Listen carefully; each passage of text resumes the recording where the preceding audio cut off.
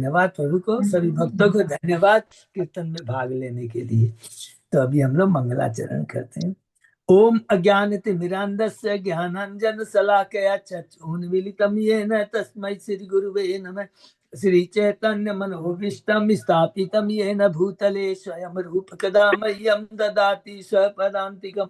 वन्देऽहं श्री गुरु श्रीयुतपदकमलं श्री गुरु वैष्णवांच च श्री रूपं सागर प्रभातम गण रघुनाथम वितम तम सजीवम स्वाधेतम शावधूतम परिचम सहितम कृष्ण चैतन्य देवम श्री राधा कृष्ण पादान सहगण ललिता श्री विशाखा वेदांत च नम ओम विष्णु पादाय कृष्ण पृष्ठाय भूतले श्रीमते भक्ति वेदांत स्वामी इति नामने नमस्ते सारस्वती देवे गौरवाणी प्रचारिणे निर्विशेष शून्यवादी पाश्चात देश तारिणे वांछा कल्पतरुभ्यश्च कृपा सिंधुभ्य एव च पतितानां पावनेभ्यो वैष्णवेभ्यो नमो नमः। नमो महावदान्याय कृष्ण प्रेम प्रदायते कृष्णाय कृष्ण चैतन्य नामने गौरत्विषे नमः। हे कृष्ण करुणा सिंधु दीन बंधु जगतपते गोपेश गोपिका कांत राधा कांत नमस्तुते। तप्त कांचन गौरांगी राधे वृंदावनेश्वरी वृषभानुसुते देवी प्रणमामि हरिप्रिये। नीलांचल निवासाय नित्याय परमात्मने बलभद्र सुभद्रायां जगन्नाथाय ते नमः। जय श्री कृष्ण चैतन्य प्रभु नित्यानंद श्री अद्वैत गदाधर श्रीवासादि गौर भक्तबिंद मुखम करोति वाचालम पंगुलंगे गिरिम यत्कृपातमहं वन्दे श्री गुरुं दीनतारिणं परमानंद माधवम श्री चैतन्य ईश्वरम। हरे कृष्ण कृष्ण कृष्ण हरे हरे हरे राम राम राम हरे हरे। श्री श्री मंगलाचरण की जय, श्रीला प्रभुपाद की जय। हरे कृष्ण। आज की इस भागवतम चर्चा में सभी भक्तों का हार्दिक स्वागत है। सभी भक्तों के चरणों में मेरा सादर धन्यवाद प्रणाम है। राधा माधव राधा गोविंद परम वैष्णव गुरु आचार्यों की असीम कृपा से हम सब भक्त लोग मिलकर के आपस में मिलकर करके श्री भागवतम ऊपर चर्चा कर रहे हैं कितने दिनों से। कैंटो 10 के अध्याय 51 में है मुचुकुंद का उद्धार भगवान कैसे करते हैं। बहुत सुंदर चर्चा है कि किस प्रकार मुचुकुंद भगवान का ग्लोरिफिकेशन करता है, भगवान से प्रश्न करता है और भगवान के बारे में बताता है। बहुत सुंदर है। उसके पहले हम लोगों ने एक कैंटो 10 में जो 50 अध्याय कंप्लीट किया, बहुत संक्षेप में दोहराते हैं कि जैसा हमने चर्चा किया, अध्याय शुरू होता है और अभी भी बीच में कृष्ण बता रहे हैं तात्पर्य के माध्यम से कैसे पृथ्वी और सारे देवता मेरे पास आए कि असुरों से हमें मुक्ति दिलाओ, तो मैंने वचन दिया कि मैं आऊंगा। और यहाँ लिखा है विष्णु, तो विष्णु कौन है? वो भगवान श्री कृष्ण के ही अंश है। एते चांस कला उष्ण कृष्णस्तु भगवान स्वयं। ये बहुत इंपॉर्टेंट पॉइंट है। चेतन चैतन्यमृत में भी ये बहुत इंपॉर्टेंट लिखा है। कृष्ण तत्व को हमेशा जानना बहुत जरूरी है। कृष्ण की पोजीशन जो है, कभी सब वृंदावन में रहते हैं, दिव्य आनंद का अनुभव लेते हैं। जितने भी विस्तार होते हैं सब कुछ कृष्ण से आते हैं। विष्णु ले लीजिए, जितने भी अवतार है, और डायरेक्ट नहीं, ये हम लोगों ने पढ़ा है। ये कारणोदक्षाय विष्णु, क्षीरोदक्षाय विष्णु, गर्भोदायक विष्णु, कारण तो क्षीरोदक्षाय विष्णु और गर्भोदक्षाय विष्णु से ही सारे अवतार आते हैं। तो ये कृष्ण कहते हैं कि मैं लूंगा। अवतार आते हैं कृष्ण। पहले अध्याय में हमने देखा, शुरू होता है कि किस प्रकार कंस है, जब देवकी का वसुदेव से ब्याह होता है, लेकिन आकाशवाणी जब होती है कि इसी का 8वां पुत्र तुम्हारा वध कर देता हो, कैसे एक की करके 6 पुत्रों को मर्मम हत्या कर देता है। दूसरे अध्याय में भगवान स्वयं आते हैं। 7वें संतान के रूप में शंकरसन आते हैं। 8वें संतान के रूप में कृष्ण प्रकट होते हैं वसुदेव देव के हृदय में। तीसरे अध्याय में प्रकट होते हैं। चौथे अध्याय में हम लोगों ने देखा कि किस प्रकार कंस को जब पता लगता है, आकाशवाणी होती है कि तुमको मारने वाला जन्म ले चुका है, तो अपने बुद्धि वाले कुसलाहकारों के बोलने पर जितने भी उस समय बच्चे हुए थे 10 दिन के अंदर सबको मार डालता है, मारना शुरू कर देता है। 5वें अध्याय में नंदोत्सव, 6वें अध्याय में पुतनावध, 7वें अध्याय में सटकासुर तीनावर्त, 8वें अध्याय में भगवान का नामकरण, 9वें अध्याय में दामोदर लीला, 10वें अध्याय में हम लोगों ने पढ़ा भगवान किस प्रकार अर्जुन कुबेर के नलकुबेर जो पुत्र हैं उनका उद्धार करते हैं, क्योंकि कमिटमेंट किसने किया था? नारद जी ने। बीच बीच में याद करते जाएंगे कि भगवान कहते हैं कि मैं अपने वचनों को इधर उधर कर सकता हूँ। भगवान ने किया था, मैं युद्ध में धनुष नहीं उठाऊंगा, लेकिन उन्होंने चक्का उठाया, क्योंकि कंठ माने जो भक्त होता भगवान। लेकिन भगवान ने इसीलिए कहा अर्जुन को, न मैं भक्ता प्रणश्यति है अर्जुन, अनाउंस कर दो कि मेरे भक्त का कभी विनाश नहीं होता, भक्ति का कभी नष्ट नहीं होता। इसलिए भगवान खुद न बोल कर करके 90वें अध्याय में अर्जुन से बुलवाते हैं, क्षिप्तो भवति, मेरे भक्त का कभी विनाश नहीं होता। इसलिए भगवान की बहुत बड़ी कृपा है। तो 10वें अध्याय में कैसा कि नारद जी की वचनों को पूरा करने के लिए भगवान ने नल कुबेर का उद्धार किया। 11वें अध्याय में भगवान चले आते हैं गोकुल से वृंदावन, बछड़े चराने की सेवा लेते हैं, वृत्रासुर का वध करते हैं। 12वें अध्याय में अगासुर का, 13वें अध्याय में ब्रह्म विमोहन लीला है कि किस प्रकार भगवान ने अपने दिव्य ऐश्वर्य को उजागर किया, और साथ ही साथ भगवान ने अपने भक्तों के वचनों को पूरा किया, इच्छाओं को पूरा किया, वचन नहीं इच्छाओं को पूरा किया। बड़ी गोपियों का, यंग गोपियों का, गायों का, सबका किया। 14 अध्याय में ब्रह्मा जी की स्तुति है। 15वें अध्याय में धेनुकासुर का वध है। 16-17 अध्याय में कालिया नाग के बारे में भगवान ने कैसी कृपा किया। 18वें अध्याय में प्रलंबासुर का वध है। 19वें अध्याय में हमने देखा किस प्रकार भगवान ने दावन नल का पान किया है। 20वें अध्याय में सुखदेव गोस्वामी जी वृंदावन के ग्रीष्म ऋतु वर्षा ऋतु का वर्णन है। और 21वें अध्याय में गोपियां किस प्रकार भगवान की जो दिव्य वेणु है उसका सुंदर वर्णन करती है। 22वें अध्याय में चीरहरण लीला है। 23वें अध्याय में हम लोगों ने पढ़ा किस प्रकार भगवान ने ब्राह्मण पत्नियों के ऊपर में कृपा प्रदान की। हरि बोल। बहुत सुंदर है 23वां अध्याय में। किसी से क्या शिक्षा? सबसे इंपॉर्टेंट शिक्षा कि भगवान की भक्ति, भगवान की कृपा प्राप्त करने के लिए ज्ञान, योग, तपस्या, यज्ञ किसी चीज की दरकार नहीं है। भक्ति के अंदर सब कुछ इंक्लूड है। देखिए, स्त्री, शूद्र, तप, ज्ञान, वेदों का अध्ययन नहीं कर सकते हैं, लेकिन भगवान की भक्ति कोई भी कर सकता है। कोई भी कर सकता है, वो क्षुद्र हो, चाहे कोई वर्ण का हो, कोई जाति का हो, कोई आश्रम के अंदर हो। ये इतनी बड़ी भगवान और इतनी सरल विधि है। और अगर हम जप करते हैं, यज्ञ सॉरी ध्यान करते हैं, ज्ञानी बन जाते हैं, तब ब्रह्म ज्योति में चले जाएंगे। ज्ञानी है तो ठीक है, वो ज्यादा से ज्यादा हम परमात्मा का ध्यान कर लेंगे, लेकिन भगवान का धाम तो केवल हरि नाम से मिल सकता है। तो इतना बड़ा सुंदर ये हरि नाम की महत्ता, इसको समझना है, इसको तत्व को समझना है। तो यही चीज 23वें अध्याय में भगवान स्थापित करते हैं ब्राह्मण पत्नियों के माध्यम से। 24वें अध्याय में भगवान ने अपने ऐश्वर्य को दिखाया है। भगवान ने बताया है कि देवताओं की नहीं, मेरी पूजा करो। देवता खुद कहते हैं कि हमें भौतिक फल दे सकते हैं, लेकिन भौतिक जगत से छुटकारा कैसे मिल जाए, ये कृष्ण को छोड़ के कोई दूसरा नहीं कर सकता है। इसलिए कहते हैं, कृष्ण कहते हैं नंद बाबा को देवताओं की पूजा मत करो।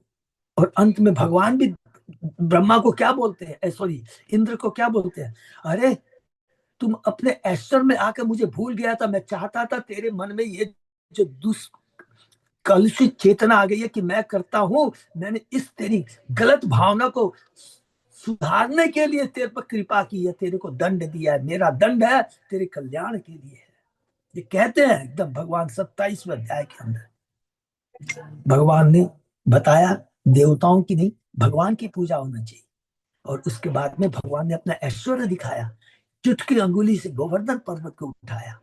26वें अध्याय में भगवान ने गोपों के भ्रम को दूर किया कि ये साधारण पुरुष नहीं है, अरे ये तो नारायण है, गर्ग मुनि ने कहा था। और 27वें अध्याय में भगवान का बहुत सुंदर अभिषेक है। कौन करता है? सुरभि और इंद्र करते हैं, जिससे गोविंद कुंड बनता है।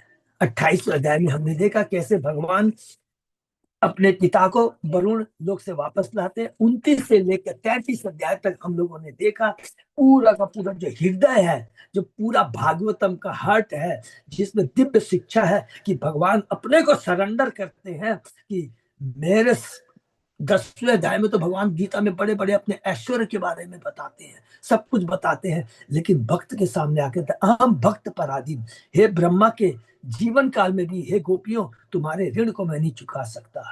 29 अध्याय में भगवान ने कैसे दिव्य अपनी ध्वनि बजाई है, बेणु बजाई है, और सारी गोपियां आकर्षित होकर आ जाती है। और वो ध्वनि सुन के क्या आकर्षण है, गोपियां खुद मुंह से कहती है कि आपकी ध्वनि सुन करके भगवान समझ में आ गया ये पति पत्नी बच्चों के प्रति आसक्ति को खत्म करना है।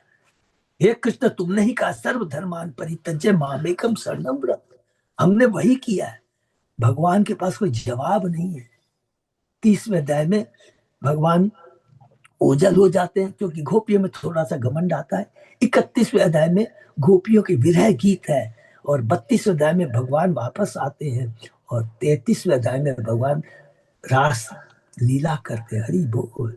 और ये रास लीला कोई भौतिक नहीं, आध्यात्मिक है, जो कि सुखदेव गोस्वामी जी वार्निंग करते हैं कि कभी भी भगवान के आचरणों का अनुकरण नहीं करना चाहिए, उपदेशों का अनुसरण करना चाहिए।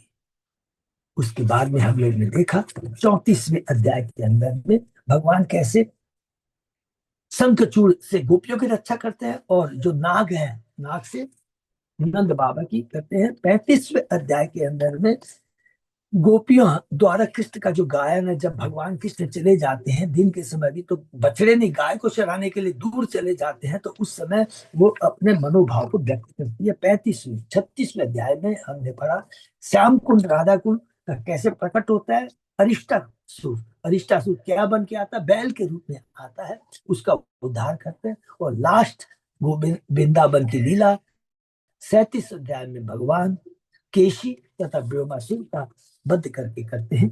38वें अध्याय से शुरू करते हैं, और 40 अध्याय 38 से लेकर के 44 45 जितना भी 45 से बोल देंगे तो अच्छा रहेगा, भगवान की मथुरा की लीला है। स्टार्ट कहां से होता है? 38 अध्याय में अक्रूर को कंस भेजता है कृष्ण बलराम को लाने के लिए। 39 अध्याय में कृष्ण बलराम को लेकर के अक्रूर वापस आ रहे हैं। 40 अध्याय में जब भगवान का दर्शन करता है चतुर्भुज रूप का, तो उसके बाद में वो स्तुति करता है, बहुत सुंदर अक्रूर जी की स्तुति है। 41वें अध्याय में भगवान चले आ गए हैं मथुरा के अंदर में, और वहां पर उन्होंने कैसे कैसे धोबी के ऊपर, ज्वाला जुलाहा के ऊपर, और सुदामा माली के ऊपर कृपा करते हैं। 42वें अध्याय में भगवान यज्ञ के धनुष का तोड़ते हैं। 43 अध्याय में हाथी को मारकर कौलारूप हाथी को मारते हैं। और 44 अध्याय के अंदर में भगवान ने चाणूर मुष्टिक जैसे पहलवानों और स्वयं कंस का वध कर कर करके मथुरा वासी जो इतने दिन से कष्ट पा रहे थे उद्धार किया, अपने माता पिता को छुटाते हैं, और खुद कंस के पिता है अग्रसेन को वो छुटाते हैं। 45 अध्याय में हमने देखा कंस को मारने के बाद में भगवान श्री कृष्ण के माता पिता वसुदेव देवकी किस प्रकार उनका द्विज संस्कार करते हैं, और सांदीपनि मुनि के आश्रम में जाकर कर करके वो 64 कलाएं सीखते हैं 64 दिन में, और गुरु दक्षिणा के रूप में गुरु के पुत्र को वापस लाते हैं। 46 अध्याय में अब भगवान बोलते हैं उद्धव को, तुम थोड़ा सा वृंदावन तो जाओ, मेरे को यहाँ मथुरा कितने दिन हो गए, मैंने कमिटमेंट किया था मैं आऊंगा, लेकिन तुम जाके दो। जाता है। सबसे पहले 46 अध्याय में हमने देखा कि किस प्रकार ईश्वर तत्व के बारे में नंद बाबा को बताते हैं, और 47 अध्याय में गोपियां जब उद्धव से मिलती है किस प्रकार उसका सम्मान करती है, इज्जत करती है। भ्रमर गीत के बारे में हमने पढ़ा, और कृष्ण का उपदेश जो उद्धव ने दिया, और उद्धव वहां पर रह कर करके भक्ति देख करके गोपियों की क्या कहते हैं कि मैं अगर यहाँ पर वृंदावन में गोकुल में एक घास का तिनका बन जाऊं तो ये मेरे परम सौभाग्य होगा, क्योंकि मेरे को किसके चरण की धूली मिलेगी? गोपियों के चरण की धूली मिलेगी। हरि बोल। बहुत सुंदर है। 47 अध्याय में हमने पढ़ा। उसके बाद में भगवान तैयारी कर रहे हैं निकलने की, मथुरा से निकलने के लिए। निकलने के पहले लेकिन भगवान ने 2 जनों को वचन दिया था, उसको पूरा करते हैं। वो 48 अध्याय में पढ़ा। पहला तो कुब्जा का त्रिवक्रा जिसका नाम है, जिसको भगवान ने कुब्जा से एक सुंदर युवती बना दिया था, भगवान इसकी इच्छा पूरी करते हैं। और 48 अध्याय में भगवान अक्रूर के पास जाते हैं, और अक्रूर की जो स्तुति है बहुत ही दिव्य है, बहुत ही दिव्य स्तुति है। उसके बाद में भगवान वहीं पर अक्रूर को कहते हैं, देखो मैंने अपना वचन पूरा किया, अब तुम एक काम करो, तुम थोड़ा हस्तिनापुर चले जाओ। ये भगवान की सब प्लानिंग हो रही है, लीला हो रही है कि मुझे अभी द्वारका जाना है, उस प्रकार किस प्रकार पांडवों पर कृपा करनी है, असुरों का वध करना है। भगवान का तो उद्देश्य यही आना था, असुरों का वध करना, अपने भक्तों को दिव्य आनंद प्रदान करना लीला करके। तो जाता है अक्रूर, और उसके बाद में वहां पर कुंती महारानी से मिलता है, विदुर जी से मिलता है। और उसके बाद में किस प्रकार धृतराष्ट्र को कहता है एक राजा का क्या कर्तव्य है। लेकिन धृतराष्ट्र की क्या मनोवृत्ति है, इतना सुंदर वर्णन खुद धृतराष्ट्र जो कहता है हम सब बद्ध जीवों की वही है कि हम केवल पति पत्नी परिवार बच्चों के प्रति आसक्त होते हैं, और अपने धर्म को, अरे परम धर्म तो भूल जाओ, धर्म को भी भूल जाते हैं कि पिता पिता पिता पुत्र के प्रति प्रजा के प्रति क्या कर्तव्य है। तो ये बहुत इंपॉर्टेंट चीज से पढ़ा। उसके बाद में 50वें अध्याय में हमने पढ़ा कि जब कंस का जो वध हो जाता है तो उसकी दो पुत्रियां हैं, अस्ति और प्राप्ति। वो क्या है, जरासंध की पत्नियां हैं, विधवा हो जाती है, आकर अपने पिता को बताती है। जरासंध क्रोधित हो जाता है और मथुरा के ऊपर में अपनी अक्षय सेना को लेकर करके आक्रमण करता है। उसके बाद में हम लोगों ने पढ़ा कि किस प्रकार जब कृष्ण और बलराम जी देवी पास से जरासंध को बांध देते हैं, तो भगवान कहते नहीं, अभी मुझे और काम करना है बलदेव, अभी इसको मत मारो इसको, और उसको वापस छोड़ देते हैं, वापस चला जाता है। जब 18वें बार अटैक करने का मौका आता है तो भगवान की यहाँ एक दूसरी लीला अद्भुत करना है। वो क्या करते हैं, काल यवन का आगमन होता है। काल यवन आता है, काल यवन को जब देखते हैं भगवान कहते हैं, नाटक करते हैं, लीला करते हैं, अरे अभी काल यवन है और उधर में जरासंध है, दोनों को मैं कैसे हैंडल करूंगा। तो भगवान क्या करते हैं, भगवान विश्वकर्मा के माध्यम से एक सुंदर किला नगरी बनाते हैं, जिसके भीतर एक ऐसा नगर बनवाया जिसमें एक से बढ़कर एक अद्भुत वस्तुएं थी। और अपनी योग माया के माध्यम से सारे मथुरा वासियों को, ये देखिए भगवान का दिव्य स्वरूप है, उनको वहां पर मत द्वारका में ट्रांसफर कर देते हैं। 51 अध्याय में हमने देखा कि जो काल यवन आता है, भगवान बिना हथियार लिए आगे बढ़ते हैं। काल यवन भी देखता है अरे इसके पास कोई हथियार नहीं है, और नारद जी ने जो भी लक्षण बताए सो समझ जाता है यही वसुदेव है। उनके पीछे पीछे जाता है, कृष्ण आगे आगे जाते हैं और उनको गुफा के अंदर में ले जाते हैं। और गुफा में कौन सोया हुआ रहता है, एक व्यक्ति जिसका नाम है, हम लोग ने पढ़ ही लिया तो माँ जानते हैं, मुचकुंद है। मुचकुंद क्यों जाता है और वो देखता है पुरुष को सोए हुए के, सोए पुरुष को समझता है अरे ये कृष्ण और नहीं होते, ये कृष्ण ही है, और अपने पांव से प्रहार करता है और मुचकुंद जग जाता है। उसकी आंखों से, उसने अपनी दिव्य आंखों से उससे आग निकलती है और उससे काल यवन का शरीर भस्म हो जाता है। उसके बारे में सुखदेव गोस्वामी जी से परीक्षित महाराज पूछते हैं, अरे भाई इस पुरुष के बारे में तो बताओ। तब उसके बाद में बताते हैं वह इक्ष्वाकु वंश में मंदाता मानधाता के पुत्र के रूप में उत्पन्न हुआ।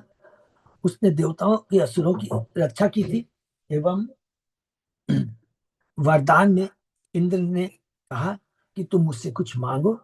तो कहा कि देखो, यहाँ देवता कहते हैं, जो हम लोग बात करते हैं बहुत सुंदर बात, देवता कहते हैं हम तुम कोई भी वरदान से दे सकते हैं, लेकिन मोक्ष का वरदान तो केवल विष्णु ही दे सकता है, हरि बोल। उसके बाद में मुझको तो वरदान प्राप्त करते हैं, और जब कालिया मारा जाता है तो भगवान अपने को प्रकट करते हैं। प्रकट होता है मुझको, भगवान के दिव्य रूप को देखता है और भगवान के बारे में पूछता है। तब भगवान ईश्वर तत्व बताते हैं। दो तीन थोड़ा सा हम लोग पढ़ लेते हैं क्योंकि बहुत ज्यादा इंपॉर्टेंट है। मैं हजारों जन्म ले चुका हूं और हजारों नाम धारण कर चुका हूं। मेरे जन्म कर्म नाम अनंत है, यहाँ तक कि मैं भी उनकी गणना नहीं कर सकता। कोई भले ही पृथ्वी पर धूल कणों की गणना कई जन्मों में कर ले, किंतु मेरे गुणों, कर्मों, नामों तथा जन्मों की गणना कोई भी कभी पूरी तरह से नहीं कर सकता। क्योंकि मैंने यदुवंश में वसुदेव के घर में जन्म लिया, इसलिए मेरा नाम मुझे वासुदेव कहते हैं। मैंने काल नेमी का वध किया, और यही काल नेमी कौन है? जो कंस था, जिसे मैंने मारा है। उसके बाद में मुचकुंद बहुत प्रसन्न हो जाता है और भगवान की स्तुति करता है। थोड़ा सा एक दो चीज पढ़ते हैं। वो क्या कहता है? हे प्रभु, इस जगत के सभी स्त्री पुरुष आपकी माया शक्ति के द्वारा मोहग्रस्त है। जो हम लोगों की स्थिति है, वे अपने असली लाभ से अनभिज्ञ रहकर आपको न पूछकर अपने कष्टों के मूल स्रोत, जो उनके कष्टों का मेन कारण है, उसी के प्रति आसक्त रहते हैं। वो आसक्त क्या है? केवल पारिवारिक मामलों में फंसकर सुख की तलाश करते हैं कि मैंने ये किया, मैंने ये किया, घर बनवा दिया, धन दे दिया, सबको बिजनेस कर दिया, पढ़ा दिया, कर दिया। अरे यही तो बंधन का कारण है। और असली जो मनुष्य जीवन का लक्ष्य है, आपकी भक्ति करना, उसे भूल जाते हैं। कहता है, ऐसा व्यक्ति जो आपके चरण कमलों की पूजा नहीं करता, अंधे कुएं में गिरे हुए पशु के समान भौतिक घर बार रूपी अंधकार में गिरा हुआ माना जाता है। मनुष्य जीवन तो ईश्वरीय उपहार है, और इसका उपयोग कृष्ण भाव प्राप्त करने के लिए किया जाना चाहिए। यह मनुष्य शरीर तो भगवान की भक्ति, भगवान से प्रेम करने के लिए ही मिला है। उसके आगे और मुझको क्या कहता है भगवान के ग्लोरिफिकेशन में, उसकी चर्चा भी हम लोग करेंगे। ओम नमो भगवते वासुदेवाय। ओम नमो भगवते वासुदेवाय। ओम नमो भगवते वासुदेवाय। नारायण नमस्कृत नरम चैव नरोत्तमं देवी सरस्वती व्यासं ततो जयम उदीरे। नष्प्रायेषु अभद्रेषु नित्यं भागवत सेवया भगवती उत्तम श्लोके भक्ति भवति नैष्ठिकी। कृष्णाय वासुदेवाय देवकी नंदनाय च नंद गोप कुमाराय गोविंदाय नमो नमः। आराधयो भगवान भजेश तनय ततदाम वृंदावनम रमया काचित उपासना व्रजवधूवर्गेण्य कल्पिता। श्रीमद् भागवतम प्रमाणम अमलम प्रेमा पुमर्तो महान श्री चैतन्य महाप्रभो मतमिदम तत् आदरो न पर। हरे कृष्ण कृष्ण कृष्ण हरे हरे, हरे राम राम राम हरे हरे। कैंटो 10 अध्याय 51 श्लोक नंबर 47। बहुत बहुत धन्यवाद प्रभु। तो ये है मुचकुंद जो भगवान का ग्लोरिफिकेशन कर रहे हैं 45वें श्लोक से 45 ये 47 श्लोक में। आगे वो क्या कहते हैं उसके ऊपर हम लोग चर्चा करते हैं। ममेश कालो अजित निष्फलो गतो राज्य श्रियो उन्धद्द मदस्य भूपते। मर्त्यात्म बुद्धे सुतदार कोश भुषु आसन्न आसज्य मानस्य दुरंत चिंतया। हे अजीत, जिसको कोई जीत नहीं सकता, हे भगवान, मैंने पृथ्वी के राजा के रूप में अपने राज्य तथा वैभव के मद में अधिकाधिक उन्मत्त होकर सारा समय गवा दिया है। ये देखिए जीव का कहता है कि राज्य के अंदर में है कि इतना बड़ा मेरा राज्य है, मैं बड़ा राजा हूँ, गवा दिया। ये तो क्या है उनकी, ये बहुत भगवान के भक्त है। ये तो उनका नम्रता है, करुणा है, दया है, सिंप्लिसिटी है। मर्त्य शरीर को आत्मा मानते हुए तो संतान और पत्नियों खजाना तथा भूमि में आसक्त होकर मैंने अनंत चिंता भोगी है।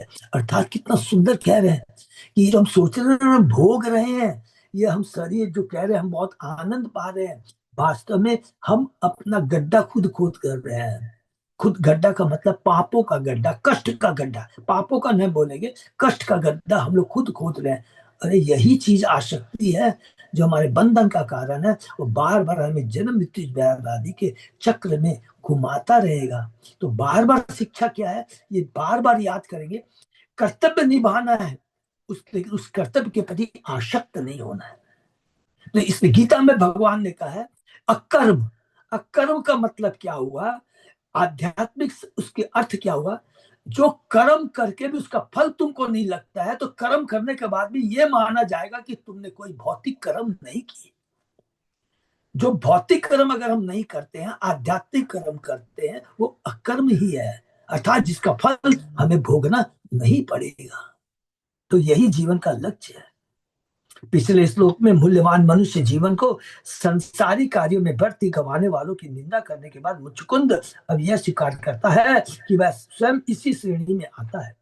वह भगवान की संगति का बुद्धिमत्ता से लाभ उठाना चाहता है और सदा सदा के लिए शुद्ध भक्त बन जाना चाहता है। भगवान के सामने वो समर्पण करता है, भगवान के सामने अपने इस वचनों के माध्यम से हम बद्धजीवियों को शिक्षा देता है कि मनुष्य जीवन तो आपकी भक्ति करने के लिए है, न कि भोगने के लिए है।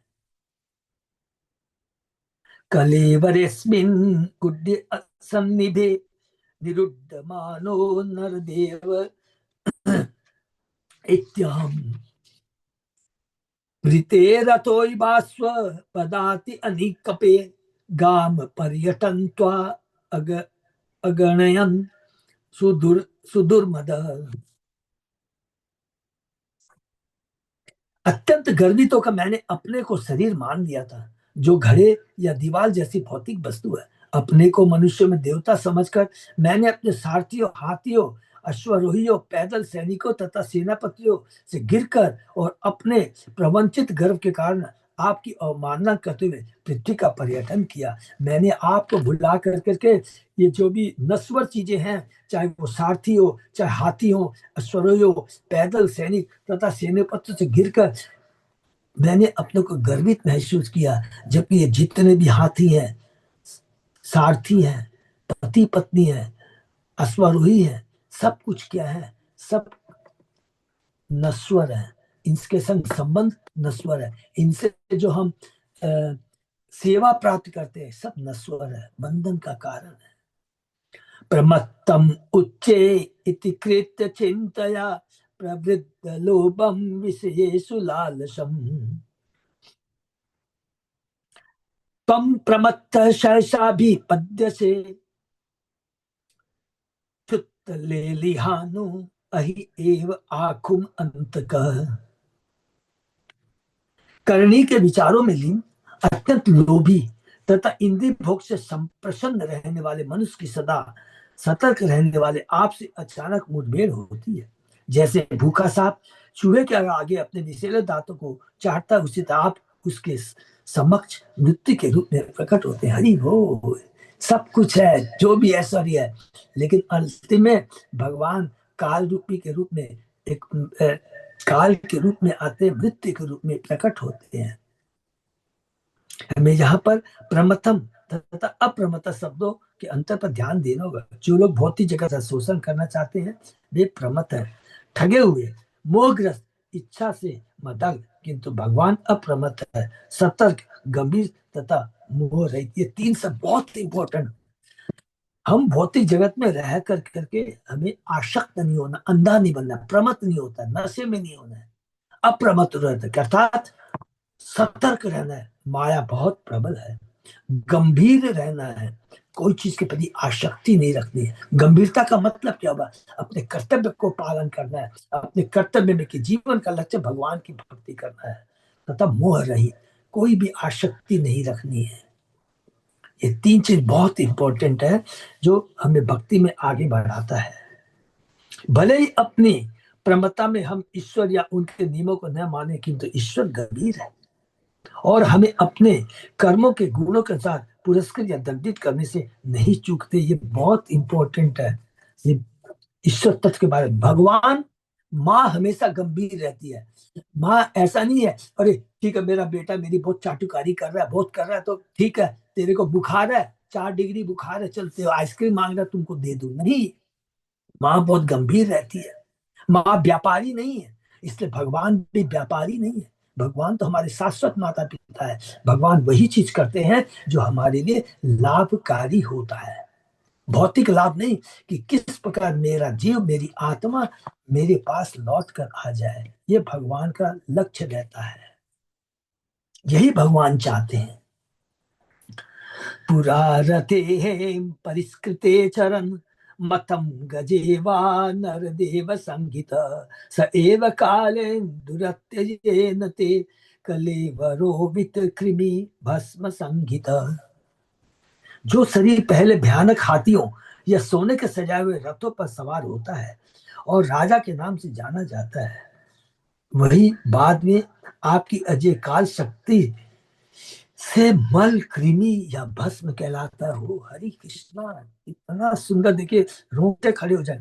हम अपने को राजा कहते हैं, सारे राज्य सोने से हमें सजाया जाता है। जो शरीर पहले भयानक है, सोने से सजाए रथों पर सवार होता है, सोने से सजाए हुए रथ है, हाथी है, उसमें ये शरीर राजा के रूप में सवार है, लेकिन उसकी गति क्या होती है? उसको अंत में भगवान की काल शक्ति मल के रूप में कृमि या भस्म लाता है। हिंदू है तो उसको जला देते हैं, अलग अलग लोगों में अलग अलग सौ का यूज करते हैं, गीध को देते हैं, पारसी लोग हैं जैसे, ये बहुत अलग अलग, ये सोच के रोंगटे खड़े हो जाते हैं। संयुक्त राज्य अमेरिका तथा अन्य विकसित राष्ट्रों में मृत शरीर स्वच्छ ढंग से प्रसाधनों का लेप करके ठिकाने लगा दिए जाते हैं पिरामिड की तरह। किंतु संसार के अनेक भागों में वृद्ध, रुग्ण तथा क्षति के रोग एकांत में या उपेक्षित स्थानों में मर जाते हैं, जहाँ कुत्ते तथा सियार उनके शरीरों को खाकर मल में परिणत कर दे। यदि कोई इतना भाग्यशाली होता है कि उसके शरीर को भूमि में दफनाया जाता है, तो छोटे छोटे कीड़े मकोड़े उस शरीर को खा जाते हैं। इसी तरह अनेक पार्थिव शव जलाकर भस्मीभूत कर जाते हैं। हर तरह से मृत्यु निश्चित है और अंततः शरीर का भाग्य कभी यशस्वी नहीं। हरि बोल। यही मुचकुंद के कथन का वास्तविक तात्पर्य है। अर्थात जो शरीर अभी राजा, राजकुमार, रूपमती रानी, उच्च, मध्य और आदि कहलाता है, वह अंततः मल, कृमि तथा राख कहलाता है। श्री श्रीधर स्वामी ने निम्नलिखित वैद्य वाक्य उद्धृत किया है। यो ने सहशानी बहुनी गत्वा दुखेन लब्ध्वा अपि च मानुषत्वं सुखावहं येन भजन्ति विष्णु ते वे मनुष्यात्मनि सत्तुभूता। हजारों योगियों से गुजरते हुए, हजारों योनियों से गुजरते हुए तथा अत्यधिक संघर्ष करते हुए बद्ध जीव अंत में मनुष्य रूप प्राप्त करते हैं। इसको भूलना नहीं है, फिर से याद कर लेना है। 84 लाख योनियों से गुजरने के बाद ये मनुष्य योनि प्राप्त होती है। अतः ये मनुष्य जो अब भी उन विष्णु की पूजा नहीं करते, जो उन्हें असली सुख प्रदान करने वाला है, भौतिक जगत से छुटकारा दिलाने वाले हैं, वे निश्चित अपने आप के तथा मानवता के शत्रु बने हुए। हरि बोल। श्रीधर स्वामी जी ने कहा है कि बड़े आचार्य, इतना सुंदर चीज है। तो यहाँ पर मुझको बार बार हमें याद दिला रहे हैं कि जीवन का लक्ष्य क्या है। ये भौतिक शरीर से संबंधित जो कुछ चीज है सब नश्वर है, धोखा देने वाले हैं। हाँ, इसका हम लाभ उठा ले, अगर इसके प्रति आसक्ति न रख करके बल्कि इसका लाभ उठा लेंगे तो जीवन धन्य हो जाएगा। लेकिन इसी के अंदर लिप्त हो जाएंगे, इसको भोग में लगा देंगे। इसको भोग में नहीं लगाना है, इस शरीर को भगवान की सेवा में लगाना है तो जीवन धन्य हो जाएगा। ये अमृत के समान हो जाएगा। भोग में लगाएं तो ये विष जहर के समान हो जाएगा और जन्म मृत्यु जब आदि के चक्कर में घुमाता रहेगा। निर्जित चक्रम अभूत विग्रहो वरासनस्त समराज वंदित गृहेषु मैथुन्य सुखेषु योषिताम क्रीडा मृग पुरुष ईश नीजते। हरि बोल। समस्त दिशाओं को जीतकर और इस लड़ाई से मुक्त होकर मनुष्य भव्य सिंहासन पर आसीन होता है और अपने उन नेताओं से प्रशंसित होता है जो किसी समय उसके बराबर थे। किंतु जब वह ईश्वर के कक्ष में प्रवेश करता है, जब संभोग सुख पाया जाता है, तो हे प्रभु, वह पालतू पशु की तरह ले जाया जाता है। ओह ओह, हरि बोल। कि कितने हम बड़ा यश प्राप्त कर ले, अल्टीमेटली यदि भक्ति नहीं करते हैं तो उस शरीर जिसको हम राजा कहते हैं, राज को कुछ भी आप कह लीजिए, कुछ भी कर लीजिए, अंत में उसकी दुर्गति होनी है अगर उसको सदुपयोग नहीं करते हैं। और अगर हम उसका सदुपयोग करते हैं तो वो शरीर भौतिक न होकर आध्यात्मिक हो जाता है, भगवान के धाम में ले जाने के लिए मदद करता है। तो हमारे ऊपर निर्भर करता है इसका हम लोग सदुपयोग करते हैं या दुरुपयोग। करोति कर्माणि तपसु निष्ठिते निवृत्त भोग तत् अपेक्षया आददत् पुनश्च भूयाशम अहम स्वराट इति प्रवृद्ध प्रवृद्ध तर्षो न सुखाय कल्पति। जो राजा पहले से प्राप्त शक्ति से भी अधिक शक्ति की कामना करता है, वह तपस्या करके तथा इंद्रिय भोग का परित्याग करके कठोरता से अपने कर्तव्य पूरा करता है। किंतु जिसके वेग तृष्णाएं यह सोचते हुए कि मैं स्वतंत्रता सर्वोच्च हूं, इतने प्रबल है, वह कभी सुख प्राप्त नहीं कर सकता। अगर कोई सोचता है कि मैं अपने मेहनत से, अपनी बुद्धि से, अपने धन से, ज्ञान से जो कुछ चाहो प्राप्त कर सकता हूँ, वो वास्तव में ये तृष्णाएं क्या है, वो क्या है, वास्तव परतंत्र है। वो स्वतंत्र नहीं है, अर्थात वो माया के चंगुल में है, तीन गुणों से बंधा हुआ है। तो वो बंधा हुआ है, सोचता मैं स्वतंत्र नहीं, वो वास्तव में बंधा हुआ है और वह कभी भी जीवन में सुख प्राप्त नहीं कर सकता। वास्तविक सुख क्या है? भौतिक जगत से निकल करके अपने पिता के घर में जा करके शाश्वत आनंद प्राप्त कर, वो वास्तविक सुख है। इस भाड़े के घर में हमें कहाँ सुख मिल सकता है? भवा भवर्गो भ्रमतो यदा भवेज जनस्य तरहि अच्युत सत् समागम सतसंगमो यही तदेव सद्गतो परावरेशे त्वयि जायते मति। हे अच्युत, हे भगवान, जब भ्रमणशील आत्मा जीव का भौतिक जीवन समाप्त हो जाता है तो वह आपके भक्तों की संगति प्राप्त कर सकता है। सेम चीज कौन कहा था, सबको याद है ना? अक्रूर जी कहते हैं। अक्रूर जी कहते हैं, कब कहते हैं? जब अक्रूर जी स्तुति, अक्रूर जी 44वें अध्याय में जो स्तुति करता भगवान की, जब भगवान कहता कि भौतिक जीवन समाप्त होने का मतलब क्या हुआ? जब हमारी झूठी भौतिक आसक्ति धन के प्रति, शरीर के प्रति, संबंधों के प्रति, प्रतिष्ठा के प्रति होती है, वो जब खत्म हो जाती है तो वह आपके भक्तों की संगति प्राप्त कर सकता है। और जब वह उनकी संगति करता है तो भक्तों के लक्ष्य और समस्त कारणों तथा उनके प्रभाव के स्वामी आपके प्रति उसमें भक्ति उत्पन्न होती है। अर्थात श्लोक के अंदर ये चीज का अर्थात बिना भगवान की कृपा के, सॉरी, बिना भगवान के भक्तों की कृपा से भगवान की कृपा नहीं मिल सकती है। आचार्य जी गोस्वामी तथा विश्वनाथ चक्रवर्ती इस बात पर एक मत है कि यद्यपि यह कहा गया है कि जब भौतिक जीवन का अंत होता है तो मनुष्य को भक्तों की संगति प्राप्त होती है, किंतु वस्तुतः भगवत भक्तों की संगति से मनुष्य भवसागर को लांघ सकता है। वो शुद्ध भक्तों की महत्ता, संग की महत्ता, इस प्रतीत होने वाले विपर्य के लिए जीव गोस्वामी काव्य प्रकाश का उदाहरण देते हैं। कार्य कारण योश्च पौर्वाप्यव विपर्ययो विज्ञाति शक्योति स्यात् सा। वह कथन जिसमें कार्य तथा कारण का तार्किक क्रम उलट जाता है उसे अतिशयोक्ति कहते हैं। इस कथन पर श्री जी गोस्वामी की टीका है, कारणस्य शीघ्र कारिताम वक्तुम कार्यस्य पूर्व मुक्तो। किसी कारण के सिद्ध होने को व्यक्त करने के लिए कारण के पूर्व फल पर बल दिया जाता। असली कारण तो कौन है? कृष्ण ही असली कारण है। जो भी का जो कुछ भी होता है उसके कारण सब कुछ कृष्ण है। तो जो वास्तविक तत्व है, सत्य है, उसको हमें समझना है। सर्व कारण कारणम कृष्ण है।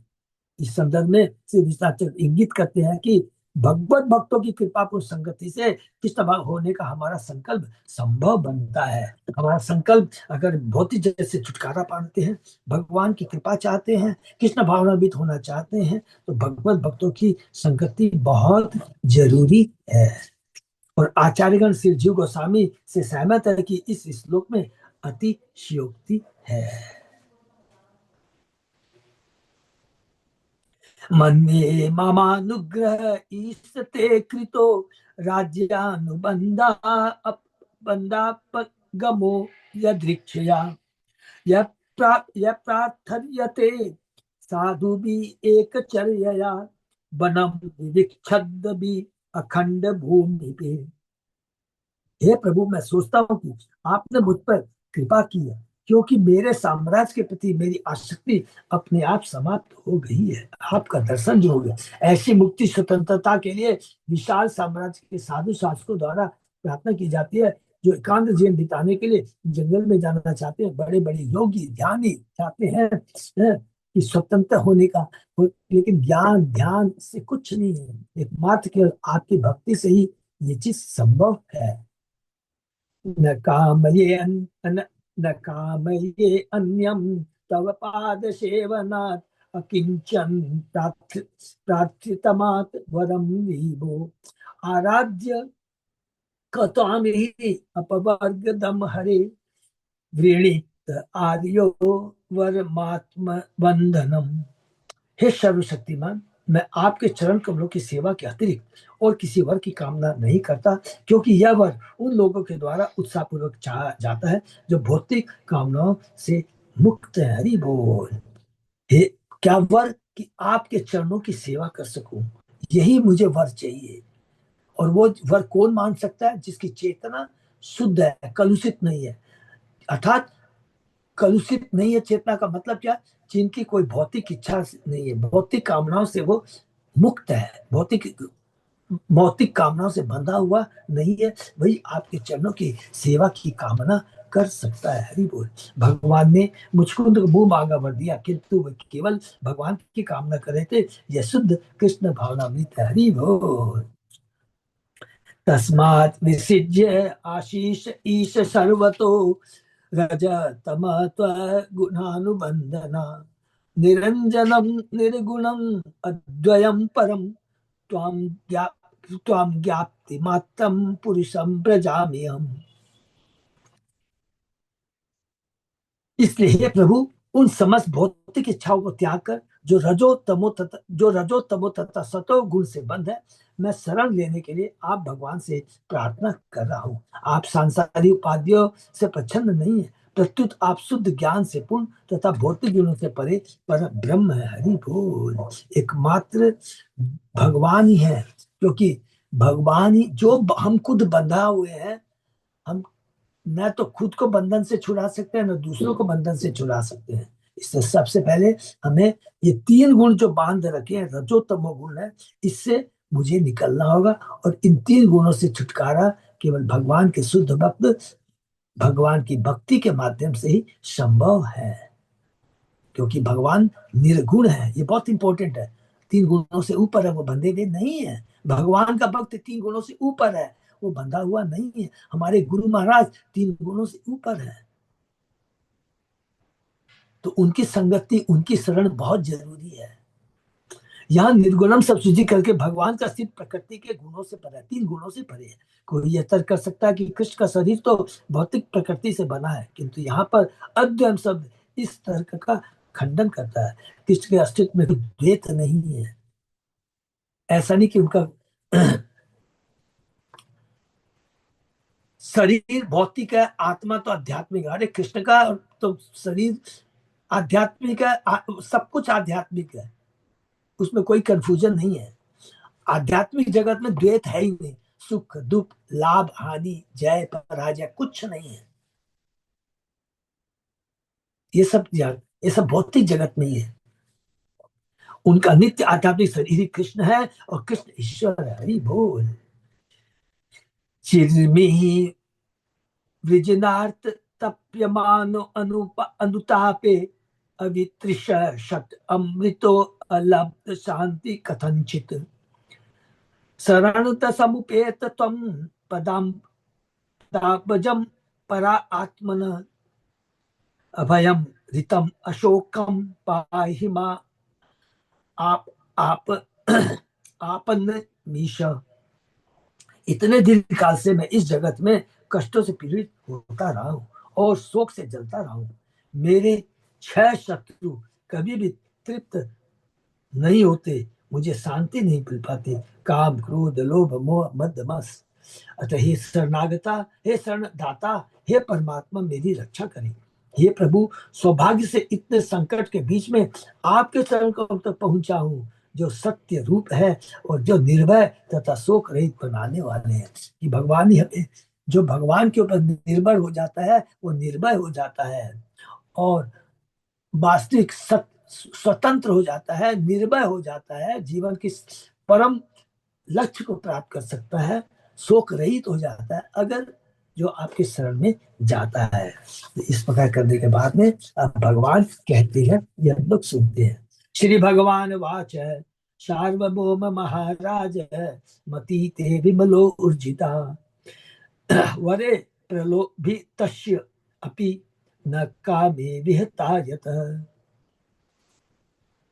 भगवान ने कहा, हे सम्राट महाराजा, तुम्हारा मन शुद्ध तथा शक्तिशाली है, यद्यपि मैंने वरों के द्वारा तुम्हें प्रलोभित करना चाहा, ही बोल, किंतु तुम्हारा मन भौतिक इच्छाओं के वशीभूत नहीं हुआ। तो भगवान कितनी सुंदर बात कहते हैं कि माया हमें प्रलोभन देती है। तो भगवान ने माया क्यों बनाया? क्योंकि हम चाहते थे, लेकिन भगवान ने साथ ही साथ गुरु आचार शास्त्र भी दिए हैं। ये हमेशा याद रखना है कि तुम्हारी इच्छा है तुमको भोगने के लिए, साथ साथ में भगवान ने गुरु आचार शास्त्र दिए कि नहीं, भौतिक दुखालय दुखालय मामू पेते पुनर्जन्म दुखालयम अशाश्वतम, इसके चक्कर में नहीं आना है। तो जो समझ जाता है उसका जीवन धन्य हो जाता है, जो नहीं समझता है वो बर्बाद हो जाता है। जैसा कि यहाँ पर भगवान खुद कह रहे, मैं तुमको प्रलोभन देना चाहता था, किंतु तुम्हारा मन, तुम्हारी बुद्धि भौतिक इच्छाओं से वशीभूत नहीं हुई। हरि बोल। प्रलोभितो वरे यत्त्वम् अप्रमाद्य विद्धि तत नाधि एकांत भक्तानाम आशीर्भिद्यते क्वचित। यह जान लो कि मैं यह सिद्ध करने के लिए तुम्हें वरों से प्रलोभ दे रहा था कि तुम धोखा नहीं खा सकते। मेरे शुद्ध भक्त की बुद्धि कभी भी भौतिक आशीर्वादों से विपथ नहीं होती है। ये बहुत शुद्ध भक्ति, क्योंकि वो सदैव शुद्ध भक्तों के संग में रहते हैं, वे सदैव मेरी शरण में रहते हैं, सदैव मेरा चिंतन करते हैं, मेरा ध्यान करते हैं, मेरे नाम गुणगान का श्रवण कीर्तन स्मरण करते हैं। यही राज है, यही राज है। क्योंकि भौतिक जगत में रहते हुए हम मुक्त पुरुष हो सकते हैं। जो भगवान का भक्त है उसके लिए कोई काल देश पात्र कोई भी मान्य नहीं रखता है। ये भगवान यहाँ पर बरसाते हैं, बताते हैं। युञ्जानानाम् अभक्तानां प्राणायाम आदि भी मन अछिन्न वासनम राजन दृश्यते पुनः उत्थितम। ऐसे अभक्तगण जो प्राणायाम जैसे अभ्यासों में लगते हैं, देखिए कितना सुंदर वर्ड है, इसको प्लीज थोड़ा सा ध्यान से करें। ऐसे अभक्त जन जो प्राणायाम जैसे अभ्यासों में लगते हैं, देखिए जो हम लोग यम नियम आसन प्राणायाम पर बात करते हैं, इसमें क्लियर स्टार्टिंग किया, ऐसे अभक्त जन। बहुत इंपॉर्टेंट चीज हमें अपने जीवन में समझ रहे। ऐसे अभक्त जन जो प्राणायाम जैसे अभ्यास में लगते हैं, उनके मन भौतिक इच्छाओं से कभी विमल नहीं होते। इसलिए हे राजा, उनके मनों में भौतिक इच्छा पुनः उठती देखी जाती है। इसका उज्ज्वलंत उदाहरण हमने जो पढ़ा है अभी कैंटो 9 में, किसके बाद? शौभरी मुनि के बारे में। 50,000 वर्षों तक उसने जल के अंदर में तपस्या की है, लेकिन एक मछली के जोड़े को संभोग करते देते हुए सारी योग विद्धि शक्ति खत्म हो जाती है। तुरंत जल से बाहर निकल के आता है, मंदाता के पास पहुंच जाता है और उसकी 50 पुत्रियों से ब्याह करता है। देखिए वहां भी कैसे भौतिक लाभ करता है। मंदाता कहता है मेरी अगर पुत्रियां राजी होती हैं तो मुझे कोई आपत्ति नहीं है। उस समय भी उसको बुद्धि नहीं आती है, तो उसने तो योग शक्ति सीखी हुई थी। बूढ़े से अपने को जवान कर लेता है, अपने को जवान कर लेता है और सारी 50 की 50 पुत्रियों को आसक्त कर लेता है और उससे ब्याह कर लेती है, और वही उसके बंधन का कारण होता है।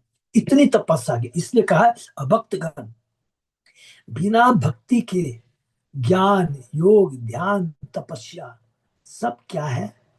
ये अनसिक्योर्ड है, अनसिक्योर्ड है। पहला चीज तो है, कभी भी एग्जाम्पल मिल गया कि कैसे माया प्रबल करती है, बड़े बड़े योगी ध्यानी को भ्रमित करते हैं। पहला तो ये चीज हो गया। और दूसरा चीज क्या हो गया कि ये चीज जो भी करता है ये भौतिक है, इससे भौतिक लाभ मिलेगा, कोई आध्यात्मिक लाभ नहीं मिल सकता।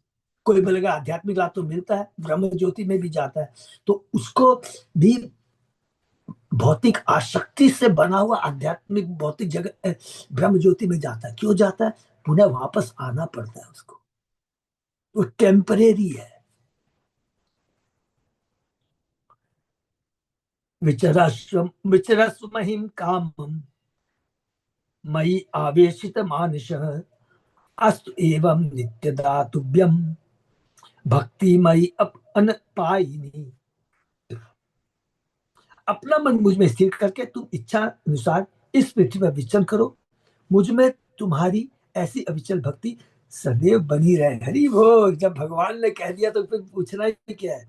मुझ में तुम्हारी अविचल भक्ति सदैव बनी रहे, ये जब भगवान ने कर दिया तो फिर क्या है कि कभी भी कुछ नहीं होगा। भगवान के जो वचन है वो कभी भी गलत नहीं जाते, क्योंकि माँ के वचन है।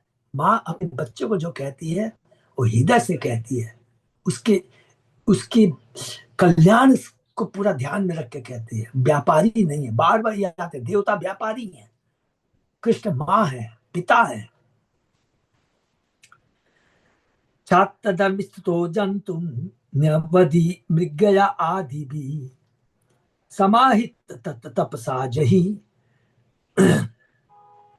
समाहित तपसा जही अगम मत उपासित। चूंकि तुमने क्षत्रिय सिद्धांतों का पालन किया है, अतः शिकार करते तथा अन्य कार्य संपन्न करते समय तुमने जीवों का वध किया है। तुम्हें चाहिए कि सावधानी से तपस्या करते हुए तथा मेरे शरण रहते हुए इस तरह के किए हुए पापों को धो डालो भक्ति से सब कुछ। क्योंकि देखिए, राजा को कर्तव्य करने पड़ते हैं, सब कुछ भी ठीक है, ये याद रखना है। जो भी हम भौतिक कार्य करेंगे, कभी भी भगवान ने अर्जुन को ये नहीं कहा कि तू क्षत्रिय धर्म का पालन कर करके तू मेरे धाम आ जाएगा। ये बहुत ध्यान से हमको याद रखना है। भगवान ने कहा तू क्षत्रिय है, अगर मारा भी जाता तो स्वर्ग तक की तू प्राप्ति कर लेगा, क्योंकि कर्तव्य का पालन किया ना, क्योंकि तुमने वर्ण ब्राह्मण से ये पालन किया। लेकिन भगवान की भक्ति इन सबसे ऊपर है। परम लक्ष्य को नहीं भूलना है। बार बार एक ही चीज हम लोग को याद करना है, परम लक्ष्य को नहीं भूलना। परम लक्ष्य क्या है? वर्ण आश्रम जो कुछ भी हमने कहा है उसका पालन करते हुए उस पालन करने का उद्देश्य को जानना है, पालन करना है। नहीं पालन करोगे तो पशु कहलाओगे, पशु योनि मिलेगी। बहुत सिंपल है, भगवान ने कह दिया। मनुष्य होना तो मनुष्य के लिए नियम बनाए गए, उन नियम का पालन करो। उन नियमों का पालन करने का परम उद्देश्य को भूलना नहीं है। हम लोग क्या सोचते हैं, हाँ हमने ये नियम पालन कर दिए। नहीं, नियम पालन करने का परम लक्ष्य क्या है? नियम पालन करने से क्या होता है? हमसे कोई पूछेगा तो तुरंत हम लोग प्रीचिंग में बोल देंगे, अगर हम नियमों का पालन करेंगे तो हमारी मनोवृत्ति सतोगुणी लेवल पे रहेगी। ये 100% सही है। अगर नियमों का पालन करेंगे तो आप देखें हम सतोगुण में रहेंगे, नहीं तो कब रजोगुण तमोगुण में घुस जाएंगे पता नहीं लगेगा। और जब सतोगुण में रहेंगे तो सतोगुण में रह करके हम भगवान की भक्ति आराम से कर सकते हैं, भक्ति में प्रवेश कर सकते हैं। रजोगुणी तमोगुणी में हम भगवान की भक्ति नहीं कर सकते। इसीलिए भगवान ने कहा कि पहले तुम्हें वर्ण आश्रम का पालन करो, सतोगुणी लेवल पे आओ, और उसके बाद में मेरी अवश्य भक्ति से तुम जुड़ जाओगे। लेकिन इसका मतलब ये भी नहीं होता है कि satoguna is the criteria to get into bhakti. नहीं, सतोगुण एक मदद कर सकता है, लेकिन सतोगुण इटसेल्फ में भक्ति नहीं है। मनुष्य योनि अच्छी है, लेकिन मनुष्य योनि पाकर के भगवान को धाम पाना जरूरी नहीं है। उसका लाभ उठाना पड़ेगा, सतोगुण का लाभ उठाना पड़ेगा, मनुष्य जीवन का लाभ उठाना पड़ेगा। यही भगवान यहाँ बताना चाहते हैं, ये जीवन का लक्ष्य है। जन्मनि अंतरे राजन सर्वभूत सुहृत तम भूत्वा द्विजवर त्वं वेमाम उपेस्यसि केवलम। हे राजा, तुम अगले जीवन में उत्तम ब्राह्मण, समस्त जीवों के सर्वोच्च शुभचिंतक बनोगे और केवल मेरे पास अवश्य आओगे। उत्तम ब्राह्मण माने तुम वैष्णव बनोगे, क्योंकि वैष्णव जो है ब्राह्मण से ऊपर होता है। भगवद गीता में से भगवान कहते हैं सुहृदम सर्वभूतानां ज्ञात्वा माम शांति विचति, मुझे सभी जीवों का शुभ चिंतक मित्र समझकर मनुष्य शांति प्राप्त करता है। भगवान के तथा उनके भक्त मिलकर पतिता भगवान तथा, देखिए कितनी बड़ी बात कह रहे हैं, भगवान कृष्ण तथा उनके भक्त मिलकर पतितात्मा को मोह सागर से उबारने का काम करते हैं। स्वयं भगवान और भगवान के भक्त, यही असली तात्पर्य है कृष्णा भाव आंदोलन का। हरि बोल। तो वही चीज है कि प्रभुपाद जी की कृपा से हमें कृष्ण की कृपा मिल रही है। इस प्रकार से भागवत के अंतर्गत मुचकुंद का उद्धार शीर्षक 91 अध्याय का शील भक्ति वेदांत स्वामी प्रभुपाद के निमित्त शिवकों द्वारा लिखित भक्ति वेदांत तात्पर्य पूर्ण हुआ। हरि बोल। तो ये जो मुचकुंद की भगवान के प्रति जो वार्तालाप है, कि फिर से हम लोग यही रिपीट करेंगे, बहुत ही इसको यदि समय मिलेगा तो दोबारा रिपीट करेंगे। इसके अंदर में देखिए ईश्वर तत्व, जीव तत्व, भक्ति तत्व, भक्त तत्व, भगवान तत्व सब कुछ आ गया है। और भगवान संबंध अभिधेय प्रयोजन, संबंध क्या है?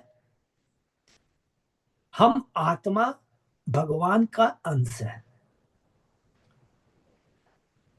आत्मा को भगवान से पुनः अपने खोए संबंध को स्थापित करने अभिधेय विधि के बारे में बता दिया है। और लक्ष्य क्या है? जो कि मुचकुंद ने कह दिया, मुझे कोई भौतिक चीज नहीं चाहिए, मुझे तो आपके चरणों की भक्ति चाहिए। और भगवान कहते हैं अगर हम इच्छा व्यक्त करेंगे तो भगवान अपने आप हमें साधु से मिला देंगे, गुरु से मिला देंगे। ये बहुत इंपॉर्टेंट चीज है। अगर हमारी इच्छा नहीं रहेगी ना, तो कभी आज जिसने भी दीक्षा लिया, ये विश्वास कीजिएगा ये भक्ति है। ठीक है, भौतिक जगत में उतार चढ़ाव आता है, आसक्ति बनी रहेगी, लेकिन लक्ष्य पाने की इच्छा है कि नहीं मुझे भगवान की शरण में जाना है, तो भगवान अपना गुरु से दीक्षा दिला देंगे, गुरु से मिलवा देंगे।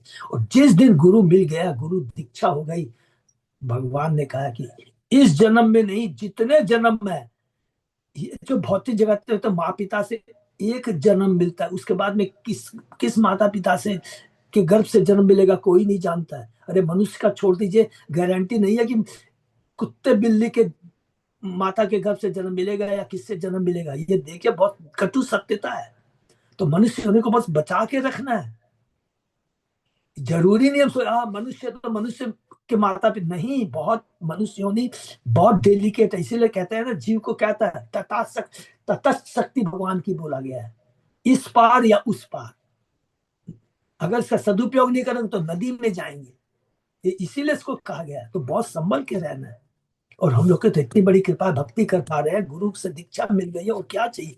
इसलिए गुरु माता पिता तो केवल इसी जन्म के हैं, लेकिन गुरु जन्म जन्मांतर, जब तक गोलोक धाम हमको नहीं ले जाएंगे, गुरु वो गुरु बने रहेंगे। ये है दीक्षा गुरु का महत्व। हरे कृष्णा। तो बहुत सुंदर हम लोगों ने आज पढ़ा। अब हम लोग पहुंच गए हैं, ये मुचकुंद के बाद में अभी हम लोग द्वारका में पहुंच जाएंगे, और उसके बाद में द्वारका की लीला शुरू होगी। भगवान कितने उम्र के हो गए सबको मालूम है ना, 27 साल के, 11 साल तक गोकुल वृंदावन में हम लोग बहुत ट्राई कर रहे हैं, एकदम सुंदर ढंग से, एकदम शुरू से चलेंगे, एकदम लास्ट पढ़ने का प्रयत्न करेंगे कि जब तक भगवान अप्रकट नहीं हो जाते हैं, मूसल लीला नहीं करते हैं, द्वारका के अपने जदुओं को जब तक वो अप्रकट नहीं करके, जब तक खुद पहले उनको अप्रकट करके फिर खुद अप्रकट होते हैं। ये बहुत सुंदर हम लोग चल रहे हैं। तो अभी हम लोग तीसरा पड़ाव द्वारका में प्रवेश कर गए हैं या कर जाएंगे। हरे कृष्णा। उसके पहले बहुत सुंदर दिव्य शिक्षा में मुचकुंद के माध्यम से मिलती है। हरे कृष्ण। किसी का कोई प्रश्न?